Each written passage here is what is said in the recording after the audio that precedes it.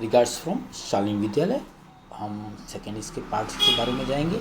Last session में हमने इसके reaching at the age of the adolescence का पार्ट 1 कंप्लीट किया था। Now we are going to see about secondary sexual characteristics. We have learn about the nine that a testes and ovaries are a reproductive organ. They produce a gamete produce करता है that is a sperms in a male and ova in a female. Girls breast begins to develop at puberty. तो puberty की as शुरू होती ही girls के अंदर सबसे बड़ा बदलाव आना है, वो है उनके development of the breast. And boys begin to grow a facial hair, beard आना, मुस्टेज का डेवलपमेंट होना, that is a moustache and beard. As this features helps to distinguish the male from the female, तो उनको बोला जाएगा secondary sexual characteristics. Boys also develop hair on their chest.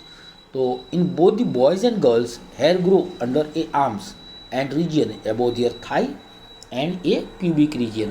तो pubic region के आसपास भी हेयर का डेवलपमेंट शुरू हो जाता है। The change which occurs at the adolescence are controlled by hormones. तो ये जो चीज़ें हैं उसको कंट्रोल हॉर्मोन्स करता है। Hormones are a chemical substance that are a secretion from a endocrine glands.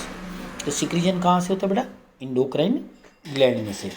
और इंडोक्राइन सिस्टम्स, मेल हॉर्मोन्स को जो नाम दिया गया है उसको बोला जाता है testosterone, begins to release by the testis at the onset of puberty. Puberty की एज की शुरुआत के दौरान ये चीज़ होती है। This causes a change in a boys about which you have just learn. तो फॉर एग्जाम्पल इसके फेशियल हेयर के अंदर डेवलपमेंट होना, open once puberty is reached in a girl, ovaries begins to produce the female hormones. तो female के अंदर दो type के हॉर्मोन्स सीक्रेट होने के चालू होते हैं, एक होता है ईस्ट्रोजन और एक होता है progesterone, which makes the breast develop. Milk secreting glands और mammary glands develop inside the breast. तो ये जो होता है जब हम मैमल्स ग्रुप के अंदर आते हैं, जो आप आगे के स्टैंडर्ड में पढ़ोगे, मैमल्स वो होते हैं जो gives birth to a baby one. तो वहाँ पे उनको जैसे ही बेबी छोटा होता है तो उसको फीडिंग करवाने की ज़रूरत होती है। तो all mammals gives a birth to a baby one. और जो बर्ड्स ग्रुप होते हैं they are giving a birth to a लेंगे एग्स। तो वो हैच करते हैं और उनको डायरेक्टली फूड प्रोवाइड कर सकते हैं।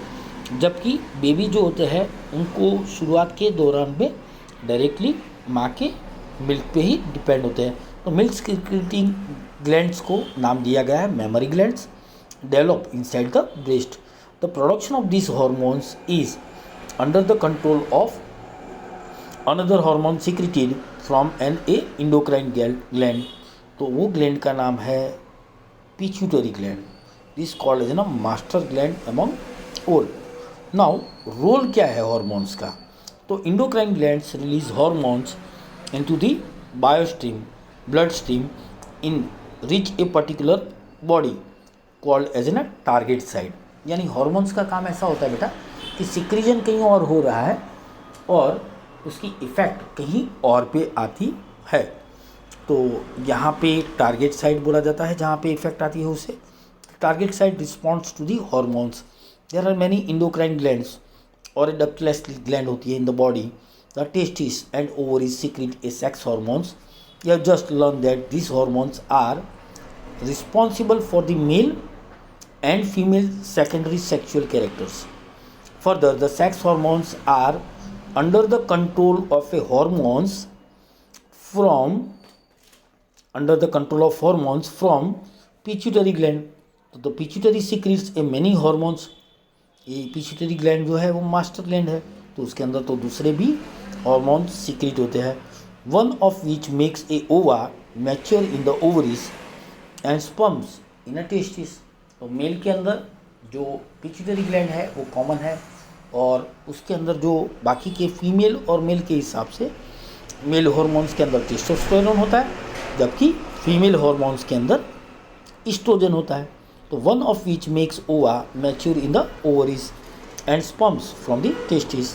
तो इसके बारे में देखिए, hormones from the pituitary stimulate testis and ovaries to release a testosterone male के अंदर, और वही पिट्यूटरी ग्लैंड फीमेल के अंदर एस्ट्रोजन का सिक्रीशन इंक्रीज करने के लिए हेल्प करता है।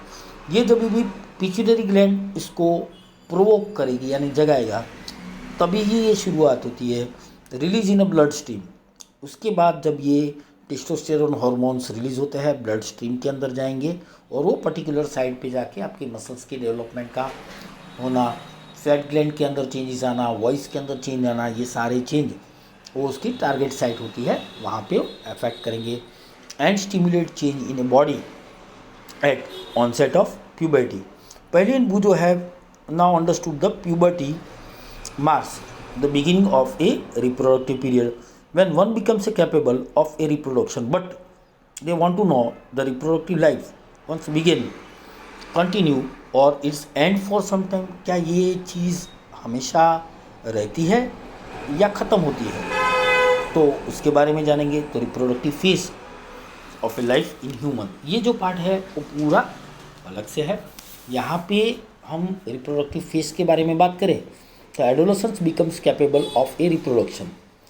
तो 20 या 21 साल के बाद हम सारी जिम्मेदारियाँ उठाने की कैपेसिटी के अंदर आ जाते हैं। तो capable of a reproduction when their testis and ovaries begin to produce a gamete. The capacity for a maturation and a production of a gamete last for much a longer time in male than a female. तो male के अंदर ये जो time duration होता है for the secretion of a sperms is a longer compared to the female. In female, reproductive phase of life begins at the age of, थोड़ा जल्दी चालू हो जाता है, 10 to 12 years of the age and generally last till the age of approximately 45 to 50 years तक होता है।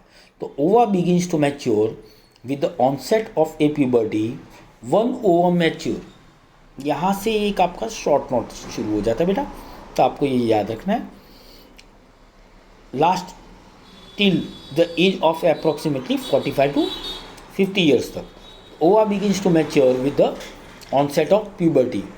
One ova mature and is release by one of the ovaries once in about 28 to 30 days. 28 या 30 दिन के अंदर ये body के बाहर निकाल देता है। During this period the wall of the uterus जो होता है वो ठीक हो जाता है and receive the egg.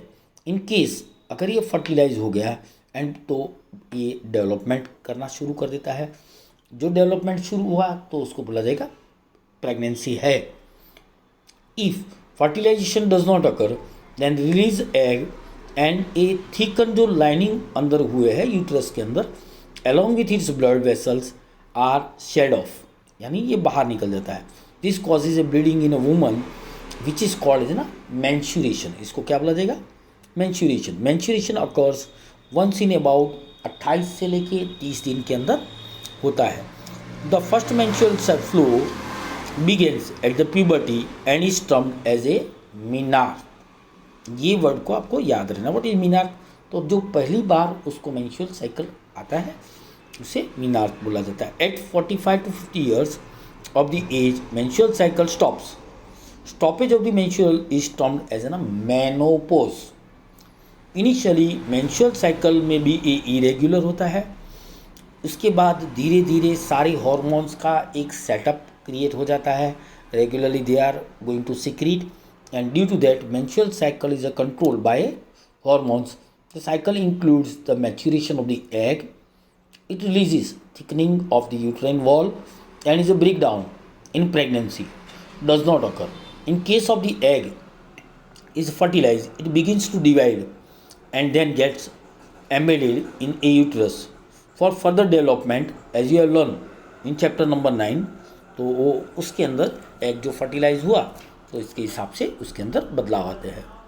Now हमें कैसे पता चलेगा जो बेबी है whether it is a male और ए फीमेल? तो सेक्स डिटर्मिनेशन अगर आइडेंटिफाई करना है तो हम जो सोच रहे हैं उससे भी भगवान ने बहुत ही माइक्रोस्कोपिक वर्ल्ड डेवलप किया है।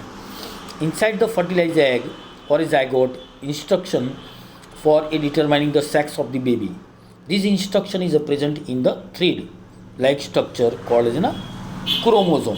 तो ये थ्रेड लाइक स्ट्रक्चर जो होता है जिसे क्रोमोसोम्स बोला जाता है. In the fertilize egg, recall from chapter number 8 that chromosomes are present inside a nucleus. हमारे सेल के न्यूक्लियस के अंदर ये एक डीएनए का हेलिकल स्ट्रक्चर होता है और उसके अंदर क्रोमोसोम्स होते हैं. All human being have 23 pairs. कितने होते हैं बेटा? 23 पेयर. 23 मल्टीप्लाई बाय पेयर मतलब 2 हो गए, तो 23 मल्टीप्लाई बाय 2 करेंगे तो 46 हो जाते हैं. In the nuclear of their cells 2 chromosomes out of this are the sex chromosome. इसके अंदर एक एक्स क्रोमोसोम होता है, दूसरा वाई. जबकि फीमेल के अंदर 2 क्रोमोसोम्स उसके अंदर भी होंगे, लेकिन दोनों कैसे होते हैं? X and x. मेल के अंदर जो वाई क्रोमोसोम्स है ना, वो साइज में कंपैरेटिवली छोटा होता है, जिसकी वजह से हम इसका सेपरेशन और आइडेंटिफिकेशन कर सकते हैं. A female has 2 x chromosomes while male has 1 X and 1 Y chromosomes. The gamete egg or sperms have only one set of the chromosome. The fertilized egg always has 1 X chromosomes, but sperms are of 2 kinds. One kind has X and other kind has a Y chromosome. तो अगर X और X ये female के अंदर होगा, ये diagram के अंदर आप देख रहे हैं, एग के अंदर दोनों के अंदर सेम है. अगर उसको वाई क्रोमोसोम्स वाला स्पर्म्स उसके साथ फर्टिलाइज होता है, तो जो नई पेयर डेवलप होगी वो एक्स वाई की होगी, तो वो जो चाइल्ड होगा वो मेल चाइल्ड होगा. अगर एक्स एग को एक्स वाला ही स्पर्म्स फर्टिलाइज करता है, तो जो एक्स और एक्स 2 क्रोमोसोम मिले, तो because of that it is going to give you a female girl child. तो यहाँ पे हमें सेक्स क्रोमोसोम से father determines the sex of an unborn baby. तो पहले के ज़माने में ऐसे माना जाता था कि female are responsible for male child और ए फीमेल चाइल्ड, लेकिन साइंस ने ये प्रूव कर दिया है कि male is responsible for whether a baby child is a male और a female. So the sex of the baby is completely wrong and to blame, और दिस इज़ टोटली अनजस्टिफाइड. यहाँ पे hormones of the other sex hormones के अलावा भी body के अंदर बहुत सारे हॉर्मोन्स होते हैं. That part we are going to see ना next session. Thank you very much for being with us. 10.7 से हम बॉडी के अंदर आए हुए दूसरे हॉर्मोन्स के बारे में पढ़ेंगे. Thank you very much. Bye everybody.